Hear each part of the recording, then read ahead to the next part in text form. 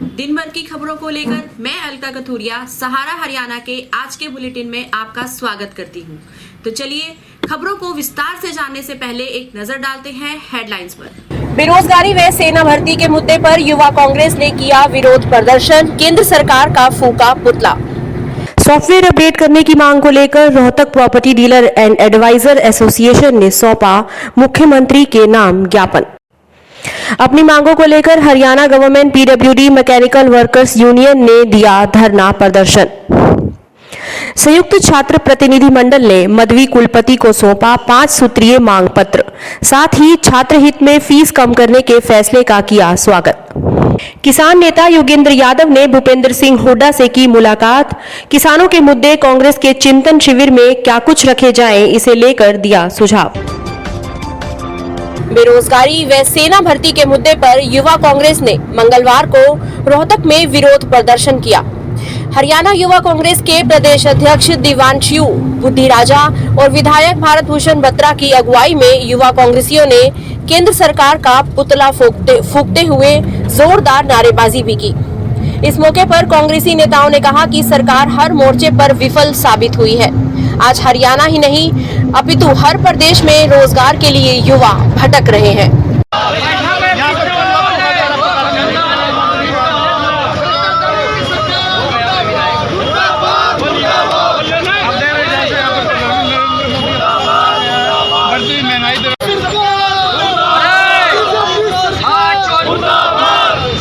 आज हरियाणा यूथ कांग्रेस की जो रोहतक जिले की इकाई है, आज हमने सेना भर्ती को लेकर आज यहाँ प्रदर्शन किया है। पिछले लगभग 2.5 सालों से सेना की कोई भर्ती नहीं हुई है। और अगर हम हरियाणा की बात करें तो हरियाणा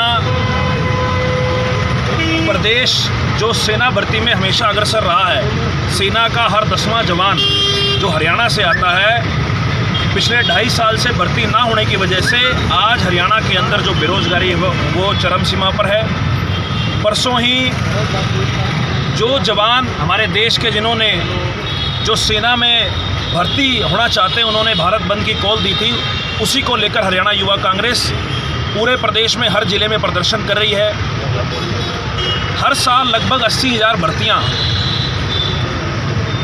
सेना में हर साल होती थी, परंतु पिछले 3 सालों में 2 साल कोविड के निकल गए और 1 साल और निकलने के बावजूद इस सरकार ने कोई भर्तियां नहीं की। और हरियाणा के अंदर अगर हम बेरोजगारी की बात करें तो हरियाणा पूरे देश में बेरोजगारी में नंबर 1 पर है। ना ही सरकारी भर्तियां निकल रही हैं, ना ही सेना की भर्तियां हो रही हैं। नौजवानों की उम्र निकल चुकी है। नौजवानों ने ये मांग करी है कि ये 3 साल, क्योंकि ये प्राकृतिक आपदा जो कोविड आई है उसके कारण जो 2 साल खराब हो गए, तो नौजवानों की ये मांग है कि उन्हें 3 साल की रिलैक्सेशन दे और सरकार ज़्यादा से ज़्यादा भर्तियां करे। जो डिफेंस के हमारे मिनिस्टर हैं, उन्होंने भी पार्लियामेंट के अंदर ये बात रखी है कि लगभग फौज के अंदर 1.25 लाख जो पद हैं वो खाली पड़े हैं, परंतु सरकार के कानों पर जूं नहीं रेंग रही। एक तरफ नौजवानों की उम्र निकल रही है और दूसरी तरफ हरियाणा की अगर परिप्रेक्ष्य में बात करें तो हरियाणा में आज बेरोजगारी सबसे ज़्यादा है। इसलिए केंद्र की मोदी सरकार का पुतला जलाकर हमने रोष प्रदर्शित किया है। सॉफ्टवेयर अपडेट करने की मांग को लेकर आज प्रधान एडवोकेट रमेश खुराना के नेतृत्व में Rohtak property dealers and advisors association ने प्रशासनिक अधिकारी के माध्यम से मुख्यमंत्री के नाम ज्ञापन सौंपा। बाद में पत्रकारों से रूबरू होते हुए प्रधान एडवोकेट रमेश खुराना ने बताया, हरियाणा सरकार के आदेशों के तहत प्रदेश भर की तहसीलों में टुकड़ों में व ब्लड रिलेशन में रजिस्ट्री करनी बंद कर रखी है, जिससे लोगों को बहुत समस्याएं आ रही हैं। इस समस्या का मुख्य कारण सरकार अपने सॉफ्टवेयर में अपडेशन नहीं कर रही है। उन्होंने मांग की है कि सरकार इस सॉफ्टवेयर को अपडेट करे, क्योंकि लोगों को इससे भारी समस्याओं का सामना करना पड़ रहा है और लोग अपनी रजिस्ट्री करवाने में असमर्थ नजर आ रहे हैं। रजिस्ट्री करवाने के बारे में लेकर आ रही परेशानियों के बारे में एडवोकेट रमेश खुराना ने बताया, आज का ज्ञापन हमने मुख्यमंत्री मनोहर लाल खट्टर के नाम दिया है, जिसमें हमने मांग की है कि हरियाणा सरकार ने रजिस्ट्रेशन को निगम के अंदर जोड़ा हुआ है, जो कि बिल्कुल गलत है। इससे लोगों को रजिस्ट्री करवाने में काफी परेशानियां आ रही हैं। दूसरा, हरियाणा के अंदर ये जो टुकड़ों के अंदर रजिस्ट्रियां करवाने का सिस्टम है, अब उसका सॉफ्टवेयर बंद हो चुका है। लोग अगर अपना कोई रजिस्ट्री छोटा टुकड़ा अपने पूरे भूखंड में से करवाना चाहता है, माना कोई 500 गज का प्लॉट है किसी का, और उसमें से अगर कोई 100 गज का टुकड़ा अलग से रजिस्ट्री करवाना चाहता है तो उसका टोकन ही नहीं लगता। और ब्लड रिलेशन में भी यही बात लागू होती है। ब्लड रिलेशन की रजिस्ट्री सीधे तौर पर तो सरकार ने बंद नहीं की, लेकिन यदि कोई ब्लड रिलेशन के अंदर किसी का फादर एक्सपायर हो गया और उसके 4 वारिस हैं, 4 वारिसों में से अगर 3 वारिस अपने किसी भाई या किसी बहन के नाम उसकी रजिस्ट्री करवाना चाहते हैं तो उसका टुकड़े का टोकन ही नहीं लगेगा, रजिस्ट्री के लिए टोकन ही नहीं लगेगा, तो रजिस्ट्री होना असंभव हो जाएगा। जब रजिस्ट्री होना असंभव हो जाएगा तो ये किस्म से मूक रूप से सरकार ने ब्लड रिलेशन की रजिस्ट्री पर रोक लगा दी। तीसरा, शहर के अंदर कई ऐसी कॉलोनीज हैं जहां पर सरकार ने अपनी जरूरत के लिए कुछ क्षेत्र एक्वायर किया और वो सारा क्षेत्र सरकार के अगर इंतकाल के हिसाब से देखें तो उसका इंतकाल, उसका जमाबंदी में रिकॉर्ड हरियाणा सरकार चढ़ गया। अब जब हरियाणा सरकार उस रजिस्ट्री के समय किसी जमाबंदी में आ जाता है तो उसकी रजिस्ट्री तहसील कार्यालय में नहीं होती। उसके लिए मुख्य कारण यही दिया जाता है कि इसका इंतकाल जो है, इसकी जमाबंदी जो है, मलकियत जो है हरियाणा सरकार के नाम दर्ज। आप क्या चाहते हैं? हम ये चाहते हैं कि इसका पुनः निरीक्षण कर, सर्वे कर, इसको दुरुस्त किया जाए। जो मलकियत की जमीन है वो मलकियत की छोड़ी जाए, जो सरकार ने एक्वायर की हुई है सिर्फ उस एरिया को हरियाणा सरकार में दर्ज रखा जाए, बाकी सारा एरिया रिलीज की जाए और जो उसके मालिक हैं उनके नाम हो। अपनी मांगों को लेकर आज Haryana governor PWD mechanical workers union, Haryana संयुक्त कर्मचारी मंच, जिला कमेटी रोहतक ने प्रदर्शन किया और प्रदर्शन के कारणों का जिक्र करते हुए कर्मचारी नेताओं ने संबंधित अधिकारियों पर आरोप लगाते हुए कहा कि अधिकारी जानबूझकर सीनियरिटी को इग्नोर करके कर्मचारियों की प्रमोशन कर रहे हैं, जिसे किसी भी सूरत में बर्दाश्त नहीं किया जाएगा। उन्होंने बताया कि संबंधित अधिकारी से 2 दौर की बातचीत हो चुकी है, लेकिन अब तक समस्या का समाधान नहीं निकला। उन्होंने कहा, लंबा चौड़ा मामला नहीं सर, हमने अपने अधीक्षक अभियंता जी को पहले मांग पत्र लिखा। मांग पत्र लिखने के बाद में इन्होंने हमारे को मिलने का समय दिया। हमारी मांगे कोई इस टाइप की नहीं कि इन्होंने खुद देनी होती है। सरकार के रूल रेगुलेशन को देखते हुए, सीनियरिटी लिस्ट को देखते हुए हमारी मुख्य मांग प्रमोशन की है। और प्रमोशन की ये जो बता रहे हैं कि आप लोग एक कैटेगरी के पीछे पड़े हो, हमारी एक कैटेगरी नहीं है। सुपरवाइजर की है, रोड मीट की है, मेसन की है, कारपेंटर की है, हमारी बहुत सी पोस्टें हैं जिनके ऊपर हमें प्रमोशन करानी है।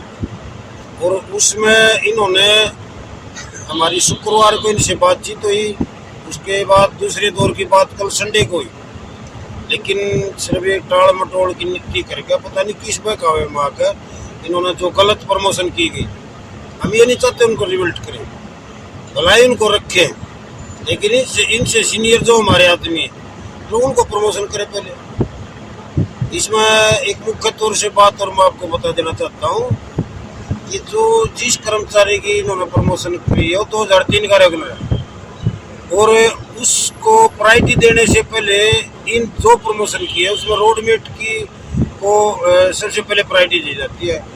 और हमारे पास रोड मेट बैठे हैं जो 1-2-1996 से रेगुलर है, उनको भी इग्नोर कर दिया गया और इनसे जो सीनियर हैं उनको भी इग्नोर कर दिया गया। और कोई मतलब एक तानाशाही रवैया अपना के मनमानी चलाने का काम कर रहे हैं। वहीं इसके बाद जब संबंधित अधिकारी से इसी मुद्दे पर बातचीत की गई तो उन्होंने अपना पक्ष रखते हुए क्या कहा, आइए देखिए। देखिए, बिल्कुल गलत है। ऐसा नहीं है कि कोई प्रमोशन की गई है। एक वर्क सुपरवाइजर को पहले रिवर्ट कर दिया गया था, जिस ऑर्डर में लिखा गया था कि ड्यू टू कोर्ट केस इनको रिवर्ट किया गया है।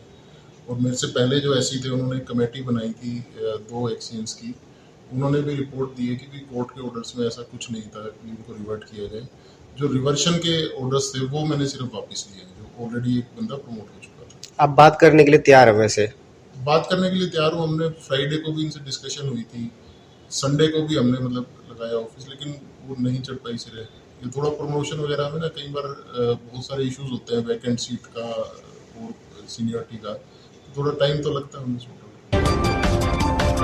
संयुक्त छात्र प्रतिनिधि मंडल ने छात्र नेता विक्रम सिंह डुमोलिया के नेतृत्व में आज महर्षि दयानंद विश्वविद्यालय रोहतक में कुलपति प्रोफेसर राजबीर सिंह द्वारा छात्र हित में लिए गए फीस कम करने के फैसले एवं शोध छात्रों को 10,000 रुपए वार्षिक देने के छात्र हित के फैसले का स्वागत किया है और अपना 5 सूत्रीय मांग पत्र सौंपा है। मांग पत्र में महर्षि दयानंद विश्वविद्यालय रोहतक में छात्र के हितों को ध्यान में रखकर उन्होंने कहा है कि मर्सी चांस दिया जाए। एमडीयू रोहतक में हुई एल्यूमिनाई मीट के दौरान दानवीर द्वारा छात्र हितों को दिए गए दान को ध्यान में रखकर छात्रवृत्ति की व्यवस्था नए स्तर से शुरू करने की, इसके अलावा भी काफी मांगे उन्होंने रखी हैं। एसोसिएशन जो प्रोग्राम था उसमें करोड़ों रुपए बजट के रूप में हमारे कुछ साथियों ने डोनेट किए थे, उसका भी एक मैकेनिज्म तैयार किया जाए जिससे कि हम अगले सेशन से बच्चों को सुचारू रूप से उस पैसे को सही मेरिट के बच्चों को सहायता के रूप में वितरित कर सके। कर देंगे वो। वैसे ज्यादातर उन्होंने पहले ही स्मार्ट वे से इस तरह से किया है कि उन्होंने ज्यादातर ने जैसे 1.25 करोड़ लगेंगे। मैंने कहा कि मैं उनके सेक्रेटरी से बात कर लूंगा कि भाई हम जो है तुरंत दे दें। फिर उन्होंने कहा कि लाइफ गार्ड की हमारे पास क्वालिफिकेशन नहीं है, तो फिर आज तो रजिस्ट्रार साहब है नहीं, मैंने इनको ये कहा कि भाई उसकी क्वालिफिकेशन यहाँ से डायरेक्टर स्पोर्ट्स से।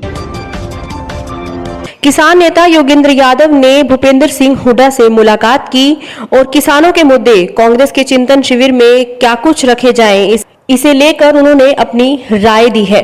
उनको एमएसपी से लेकर किसानों की समस्याओं के ऊपर भी उन्होंने बात की है। भूपेंद्र सिंह हुड्डा ने कहा है कि हम अभी किसानों की राय ले रहे हैं और ये जानकारी आगे चिंतन शिविर में रखी जाएगी।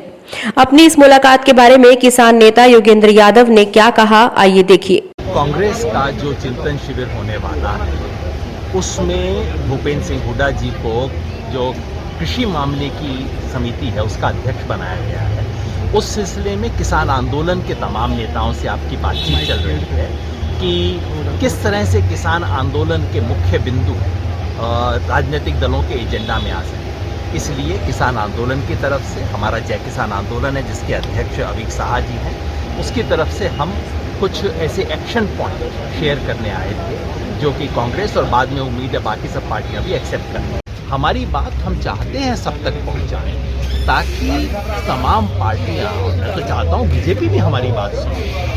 बीजेपी अगर सुनना चाहती है कि क्या बात करनी है तो भी सुनना चाहिए। सो हम अपनी बात पहुंचाना चाहते हैं, सड़क की बात संसद तक पहुंचे, इसमें पूरे देश का भला है। सर, एमएसपी को लेकर सरकार ने कमेटी बनाने के लिए नाम मांगे थे किसानों के, तो आपकी तरफ से उस पर चर्चा चल रही है? कुछ नाम इस तरह के अभी हुए हैं? हमने पिछली बार भी कहा था, हमने तो बयान दे के कहा था कि हमने जैसे ही सरकार से संदेशा आया हमने सरकार को चिट्ठी लिखी, कहा कि बताइए टीओआर क्या है कमेटी का, कमेटी एग्जैक्टली क्या करेगी।